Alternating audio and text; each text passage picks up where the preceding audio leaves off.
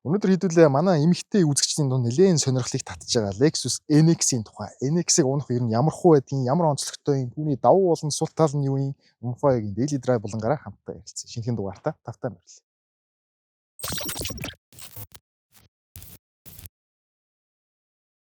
Өнөөдрийн дугаарын спонсороор Үнгүү Цэгээмэ.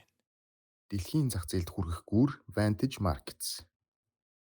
Lexus-ийн гадна дизайн дээр ч одоо баг нэг яриад их юм үлдсэнгүй дээ. Бүгд л жижиг том загвар гэлтгүй бүгд яг нэгэн хэвийн ижил цутгаал гаргацсан юм шиг нэг хоорондоо баг олигтой ялгагдах бол юмгүй болцсон юм шиг санагдаад байгаа сүүлийн Lexus-ийн хувьд.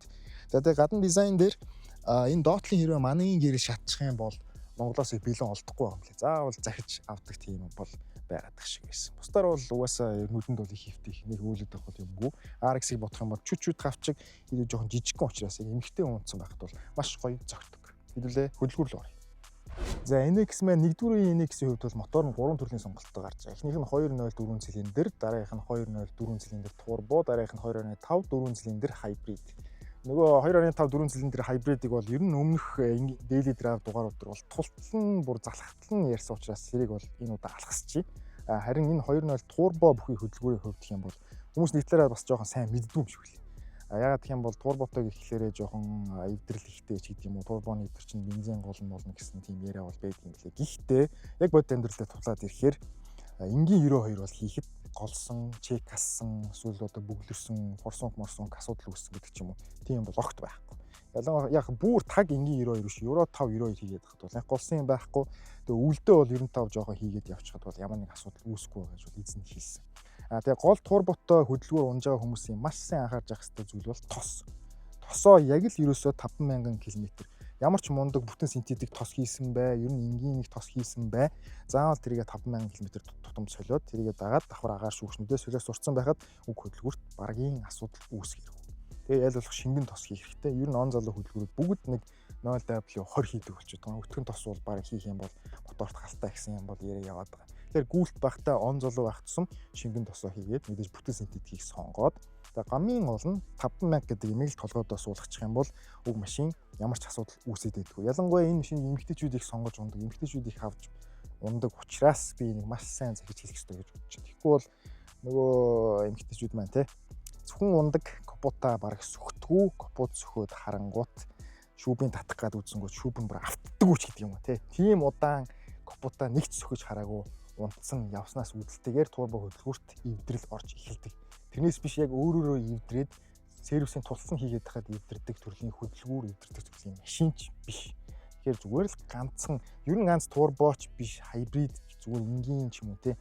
Ямар ч мотор байсан энэ толгойдоо 5000 км гэдгийг суулгаас сурчих юм бол уул нь Монголд баг машин ялангуяа Toyota Lexus машинууд бол чулуу гэдгийг бол надаар хэлүүлдэг хүмүүс бол мэдж байгаа. Гадаад нэг юм болсон юм билээ. Нэг сонирхолтой. Нэг гар шинээр нь энэ NX-ийг худалдаж аваад тэгээд 45000 майл гэж сонссон. 45000 майл гэж ойролцоогоор нэг 70,000 км тосоо солиогүй явсан юм билээ. Тэгээд ер нь бол бараг 70,000 км ихний тостойгоо одоо үйлдвэрээс гарсан тостойгоо явж яагаад битүү утаа хайдаг болоод бүх юм нь тэгээд ер нь дууссан юм билээ. Тэгэхээр тэрийг ингээ бодоод үзэхээр тэр жоохон хэтрүүлжсэн байж магадгүй. Гэтэ яг факттай юм яриа л хэлээ л дээ. За болио гэхэд тосоо солихгүй 40-50,000 км явхад ямар ч асуудалгүй тэгэл гөрийсэн л байгаа байхгүй.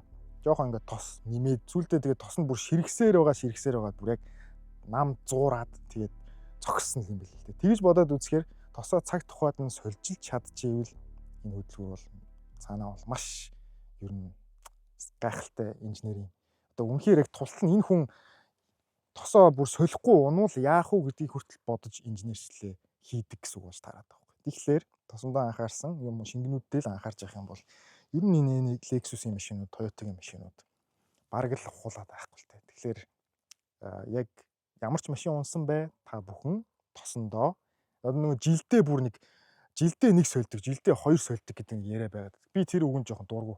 Яг бол тэр хүн маш их явдгаас бол үүдэлтэй шүү дээ. Жилдээ яг үнэхээр явдггүй. Үнэхээр бүр нэг хаяал нэг амралтын өдрөл авч гарах хөдөлгдөг бол жилдээ 1-2 сольдог бол байж болох юм. Тэрнээс тэр чинь явалтаараа хэмжих хэрэгтэй байхгүй. Километрийг эхэлж бодох хэрэгтэй. Тэрнээс шиг жилдээ 1 сольчдөг, жилдээ 2 сольчдөг гэдэг бол жоохон буруу ойлголт. Тэгээ яг хуу дараа чинь эхний эзэн дээр асуудал үүсэхгүй маа гэхэд хоёр дахь эзнээс ихсүүлэл асуудал үүснэ. Тэгэл тэр асуудлыг дагаад нөгөө машины нэр хүнд ундагч гэдэг юм уу те. Тиймэр дүүнийг зүйл бол яваад. Тэгэхээр тосондоо анхаарал сурцсан байхад машин хизээш толгой өвдөхгүй. За NX-ийн салон дотор ороод сурцсан байхад хамгийн ихэнд ялангуяа нөгөө RX ундаг хүмүүс орж ирээ суух юм бол жоохон юм тавчууд мэдрэмж бол өгдөг. Шууд одоо энэ салоны ингэж наашаа ингэж гарч ирсэн дизайнтай үүдэлтэй ч юм уу те. Өөрөө нөгөө машин маань жоохон хавчих учраас яг л ингээд нэг энгийн стандарт өндөртэй хүн яг ингээд таараад суучж байгаа юм шиг. Тэрнээс нэг илүү гоё юм бас сэлүүхэн мэдрэмж жоохон бага өгдөг. Тэр талаараа жоохон нэг талаараа энэ жоохон голох шалтгаан болдог. Тэгээ энийг алгасаад хүмүүс хөвчлэн RX-ийг сонгох гээд байдаг. Тэгээ жижигхэн биетэй хүн аваад унтсан тохиолдолд ямар нэг асуудал бол баг үүсээд байхааргүй.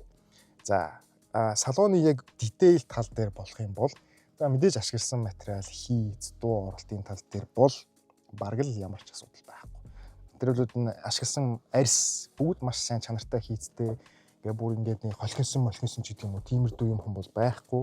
Энэ хаалганы уруулгууд бүгд ер нь нэг тийм премиум лакшри английн кроссовер мөн гэдгийг бол харвас бол илтгэж идэг. За тэгээ ерөнхийдөө ер нь бүх юм жоохон жижигвтер талтай одоо энэ уулын хайрцаг. Тэгээ энэ ингээд гараа ингээд тавьж маяа. Тэгээ энэ юу муутай хайрцахгүй нэг тийм жоохон юм барьцагдвал мэдрэмж авдаг ч гэсэн буцаад бас тийм лакшри талын илтгэх үйс бүхэл зүйл нь яг хангалттай өөртөө шигтгэж өгсөн байдаг. Тэгээ бүхэл мэдээж опшнгууд, base option гэхэд л ер нь хангалтайсан опшнгуудтай байх. Жишээний суудлах халагч, blind spot тий. Тэгээ нөгөө гол нь энэ нөгөө яг амьд paddle shifterтэй турботой учраас CVT биш. Яг 6 шаталт автомат хороптой. Тийм учраас paddle shifter нь маш сайн ажиллаж өгдөг. Тэгээ ерөнхий дизайнер бол нэг үйлж голоод байгаа байхгүй. Яг нүдэнд имэгтэхстэй, үзэгцтэй, яг гоё юм шигтгэж бүх юмыг яг гоё тийм барьцтай илүү дутуу юмгүй бол хийж өгсөн. Суухад бол их хэвтэйхэн, суудл их зөөлөн, харагдсан нь бол юм сэлүүхэн тавтай.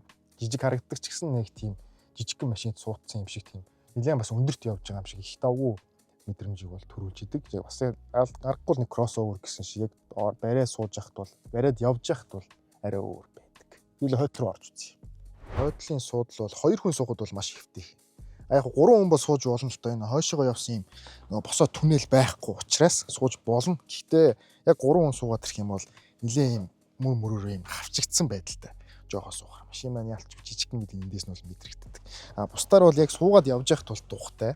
Хойно ашлагдсан материал, хойдлын хүрээд үзэхэд, бариад үзэж гэж юм. Бүх юм нэлээд тухтай, чанартай, хэцтэй, хойшоо өрлөөсөн парттай. Тэгээ энэ суудл маань өөрөө хойшоо бас илүү налдаг. Уушаа босно, нална. Тийм ч учраас хойно сууж байгаа юмсоо жоохон юм налтай суудаг хүмүүс бол нэлээд хэвтэйхэн гоё тухтай сууж явж болохоор.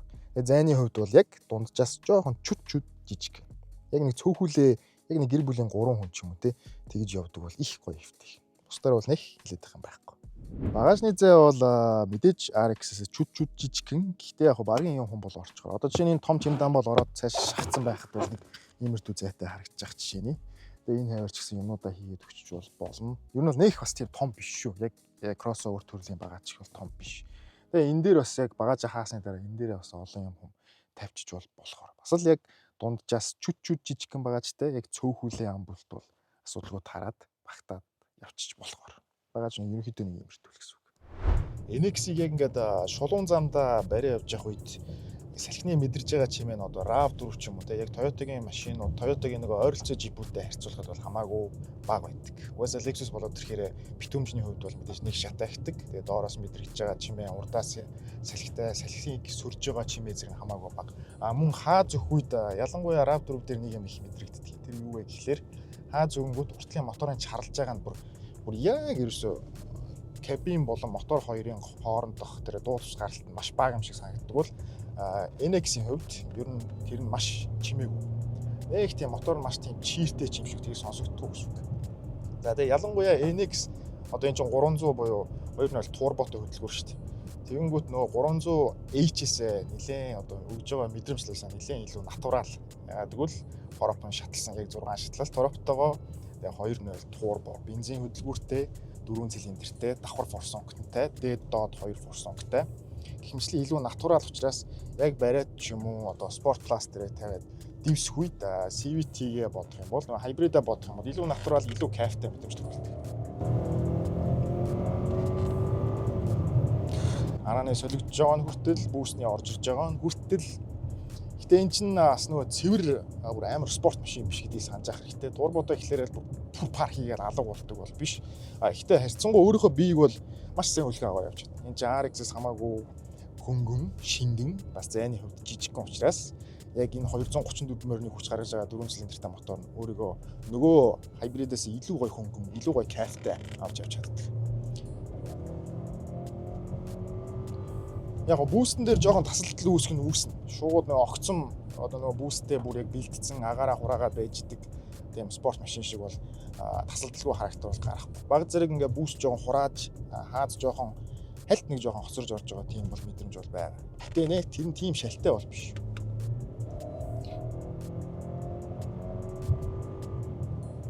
CVT-гээ бодох юм бол хамаагүй зугаатай. Гэтэ мэдээж NX авч байгаа хүн бол юу гэж нэг уралдах гэж тийм зорилготой авах уу? Гიშгэж дивсэн гэж авахгүй шүү дээ. Энэ машин чи өөрөө яг л гоё хийдгээ хийх гэж тэрийг гоё илүү натурал байдлаар хүргэхийн тулд мөн бас хэрцангуй бага идэвххийн тулд энэ хөдөлгүүрийг бол тавьсан байна. Мэдээж эдэлтийн үед бол хайбридээс чүд бол их. За одоо яг бензин зарцуулалт нь одоо бол одоо ч баг хот дотор л гэсэн үг л дээ. 100 км-т 12 литр гэсэн. Тэр 4 дугаар хөтлөгчтэй 2.0 турботой хөдөлгүүрийн одоо дунд гарын Jeep-ний хувьд гэх юм бол эдэлт нь бол маш боломжтой гэсэн үг. 12 литр. Тэгээд эзнийх нь яриагаар би нөгөө энэ яг энэ турботой үйлбэр дээр нэг санаа зовоод байгаа юм.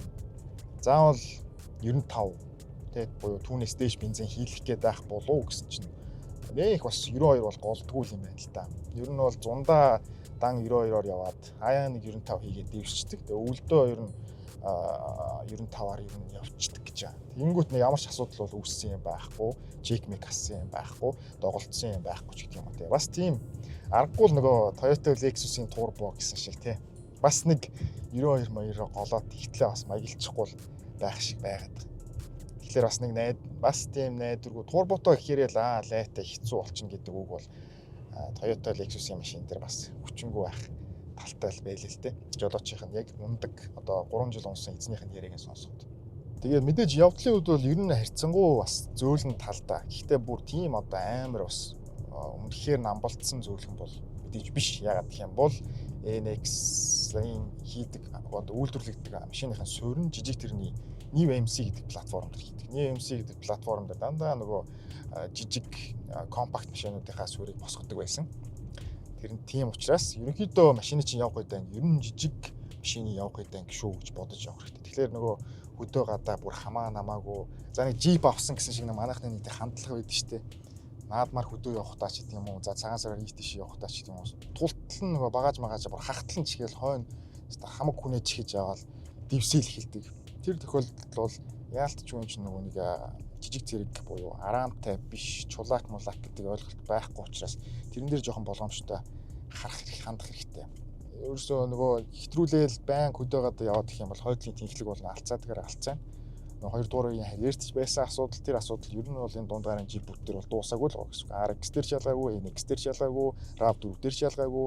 Бид нар өөрсдөө ер нь жоохон жижиг тэрэг унж байгаа шүү, жоохон өндөр жижиг тэрэг унж байгаа гэсэн бодолтой эдэлж хэрэгжилж явж чадах юм бол нэг асуудал үүсгээд байхгүй. Яг гоо стандарт нормыг тохируулах хэрэгтэй. Тэрнээсээ хэтрээд эхлэх юм бол жоохон утгаан алдаад машин маань жоохон зориултаас өөрөөр хэрэгэлтэд эхэлдэг. Би жижиг тэрэгний явах үедээ жижиг тэрэг унж байгаа шүү л гэж бодох хэрэгтэй. Гол нь яг өндөр тэрэндээ л маш гол учир байгаад. Ойр зурдаа, лагер магер те шорон замдаа за яг бүр экстрим оффроудаар явахгүй маа гэхэд бол бүх одоо энгийн наацхийн шаардлагыг бол хангаж гар тулаадах юм байхгүй 4 дугаар хөтлөгчтэй эдэлтийн хувьд боломж юм байна уу байна хүчний хувьд бас өөрийгөө өлхөн асуудалгүй аваа явж чадж байна хамгийн гол нь NX дээр нэг баримтлах хамгийн ихэнд бодох ёстой зүйл бол зай RX юм уу RAV4-ыг бодох юм бол зай жоохон жижигхэн юм шиг санагддаг. Орос сунгууд нөгөө салоныхын дизайнаас үүдэлтэйгээр бүх салоны юмнуудыг нүүлүү тулаад ирсэн юм шиг жоохон юм бие хавчих гээд байгаа юм шигтэй хитрхи бүх юм ингээд дөхөөд ирсэн юм шиг тийм мэдрэмж бол төрүүлдэг. Гэхдээ нэг талаараа жижигхэн байна гэдэг нь машин маань нөгөө мэдээж ялангуяа эмэгтэйчүүдийн хувьд барихад бол маш эвтэйхэн болоод ирнэ. Манайв өрн живтэйхэн, машин өрөө живтэйхэн гих мэтээс үүдэлтэйгээр яг RX-ийг бодох юм бол бас арай хялбар л та. Одоо унж мунаал, манайврлал, зогсоож гаражнаас оруулж гарах, зогсоолд оруулах гарах гэх юм. Тэр тал дээр бол NX илүү амар байж чаддаг. Тэгэхээр энэ эмэгтэй хүн унжаахад их зүгээр биш. Яг бол өндөр 4 дугаар хөтлөгчтэй шат цаашаа орно. Тэгээд тэгсгээд нэг Бүгсээ хаяа шидчихгүй аюулгүй зорччихно. Тэгээд Lexus-ийн мэдээж найдвартай байдал бол явж байгаа. Гэх мэтчлэн дээр үндэслээ. Тэгээд загварын хувьд ч гэсэн ер нь их дайжгүй загвартай. Гэхдээ эрэгтэй унахаар жоохон тестостерон даавар унгахаар юм шиг мэдрэмж төрүүлдэг. Хитрхи ганган, хитрхи жоохон эмэгтэйлэг. Яг эмэгтэй хүндээ маш гоё болохоор. Эрэгтэй хүн бол яг ер нь RX лугаа ч юм уу тэрнээс дээшээ луу чиглэх нь их зүйтэй байх болов. Харин эмэгтэй хүнийг бол жинхэнэ эмэгтэй юм шиг мэдрэмж төрүүлэхээр хэмжээний тийм мэдрэмжийг бол төрүүлдэг. Тэгээ яг энэ бензин хөдөлгүүртэй машин авахын бас давуу талууд бол их байгаа. Яг бензин зарцуулалтын хувьд жоохон өндөрч гэлээ. Одоо жишээ нь хайбрид дээр жишээ авъя л да. Тэгээ хайбрид бол хамаагүй бага эдэн гэхдээ нэг түүхтэй нэг хид хідэн яг хайбридийн ер нь ямар ч хайбрид машин дээр ярьж байгаа шүү. Хайбридийн нэгт батарей, хоёрт помп. За батарей бол мэдээж солихоо өргөл үнэтэй болно. Помп ч гэсэн он залуу хайбридуудын батарей, цахилгаан помп бас үнэтэй. За тэрнээс гадна тоормс гიშих үед нөгөө тоормсны шингэн бол ер нь нөгөө Японд оч баг солигддгүй юм байл л дээ. Тэгээл явж байгаа л Монголд орж ирэл Монголд ч ер нь тоормсын шингэнийг яг зорж ажил болгож сольдог жолооч ч бас ховор байдаг. Тэгээд тэрнтэй үүдэлтэй орж ирээд удаачгүй хайбрид машинуудын тоормсны аппарат дуурайд эхэлдэг. Ягаад гэх юм бол тоормсны аппарат нь мөн л бас цахилгаан байдаг. Тэрнтэй холбоотой тэр ер нь баг засагддаг юм уу да. Засдаг газар ч гэж цөөхөн тэгээд засагдаад нэг удад бүхч юм сонсогддог. Тэгээд тоормсны аппарат солио 4-5 сая болчихдог. Ер нь он залуу RX-ийн за NX-ийн ч гэдэг юм уу те он залуу хайбрид тэрнүүдийн тоормсны аппарат бол маш үнэтэй болчихдог. За тэгэхээр тоормсны аппаратны нэг асуудал үүсэх юм байна. Батарейны нэг асуудал үүсэх юм байна те цахилгаан помпны асуудал үүсэх юм байна. Гэх мэт нэг ядаргаатай зүйлүүд хайбрид машиныг үргэлж дагаж явдаг. Хэдий бага эддэг ч гэсэн хэрвээ тэд нар нэвтрэх юм бол нөгөө химсэн мөнгөөрөө баг те давуулсан тийм том сэлбүүдийг авах хэрэгтэй болчдөг учраас хайбрид машины нэг том сул тал нь тэр. Энэ унжаага одоо ийм 2.0 турбо, мурбо зүгээр энгийн бензинүүд төр ямар ч тийм асуудалгүй барагтаа үүсэхгүй дээ. Батарей гэдэг юм мартчин, цахилгаан помп гэдэг юм мартчин. За тэгээд цахилгаан аппарат биш, яг уламжилт тоормсны аппараттай учраас тэр бол барагтаа л эвдрэхгүй. Тэгэхээр бензин машины авч унж байгаа нэг тал нь тэр том асуудлуудыг мартаад зүгээр л чимээгүй унах боломжтой болж ирдэг гэсэн. Илүү дутуу юмд одоо мотор хороопноос явах үед ангинасаа бусад нэмэлтээр баахан юмд санаа зовох шаардлагагүй болдог гэсэн үг. Шорон зам дээр явж явах үед ч гэсэн доороос бас харьцангуй шорооны чимээ мэдрэгдэх нь бас харьцангуй бага. Тэгээд ер нь нэлээд зөөлөн таалтай. Хангалттай өндөр учраас баргийн юм тулаад ахааргүй. Тэгээ яг нөгөө нэг давхар амортизатортай дээд доод гартай машинтай харьцуулахад бол мэдээж жоохон их тийм савлгаа өндөртэй юм шиг мэдрэмж бол төрүүлнэ. Гэхдээ яг нэг өөрийгөө бол өөртөө яг хөөрхөн болоод байгаа байхгүй. Шорон замаар явж явах үед ойдлын зорчигч гэсэн ер нь тухтай талдаа хүртлийн жолооч гэсэн нэг сүртэй тийм айхтар бүр зовоод байгаа юм байхгүй. Ер нь бол намбалтсан бас өөртөө таарсан. Яг донж нэг таарсан машин гэж байдаг шүү дээ. Тэрнтэй адилхан бүх юм нь хөдөлж байгаа хөдөлгөөн, донсгоо гаргаж байгаа гэх мэт нь бол яг өөртөө таарсан. Хитрхи хурдтай бол тус тас гэдээ бас гараа явуучих бол тэр жоохон буруу. Ер нь бол ингээд яг нэг гоё ивэн олоод мордуулаад нэг гоё зөөлний мэдрээд нэг тийм тайван амгалан тийм нэг гоё жолоо өрт хүмүүс үүд шүү дээ. Яг тэгээ явж байхад бол нэг тийм эзнээ бас үртээ ядраагаад бол байхааргүй. Тэгээ нөгөө энгийн амортизатортай буюу ялангуяа урталтай нөгөө дээд гаргүй учраас одоо нөгөө том нөхөр оронгууд амортизатор чинь амархан ханаад тап гээд нэг цогтөж шүү дээ. Хитрхи том нөхөр оронгууд дугууны чинь суналт амортизаторын суналт багтаа учраас амархан ханчдаг. Тэгээд тап хийтэл цогох тийм юм. Тийм мэдрэмж бол нэлээд их төрүүлдэг. Тэгэхээр ер нь аль болох бас нөгөө нөхмөхийг том нөхөр бол хамаагүй хүчтэй дайруулах жоохон яг энэ машинууд дээр жоохон муу байдаг шүү. Тэрийг бас санаж авахд бол буутахгүй. Тэгэхээр NX-ийн тухай бол товчхондоо өнөөдрийн дугаараар бол нэг иймэрдүү байлаа. Яалтчгүй л хот дотор ч гэсэн унаад гангарчхаар ойр зурдаа хөдөө гадаа лагер ойр зурдаа явчих болохоор кроссоверуудын дундах чамин нэг вариант бол NX байж бол чаддаг. Өнөөдрийн дугаараар хамт байсан та бүхэндээ баярлалаа. Дараагийн дугаараар уулзлаа. Түр баяртай.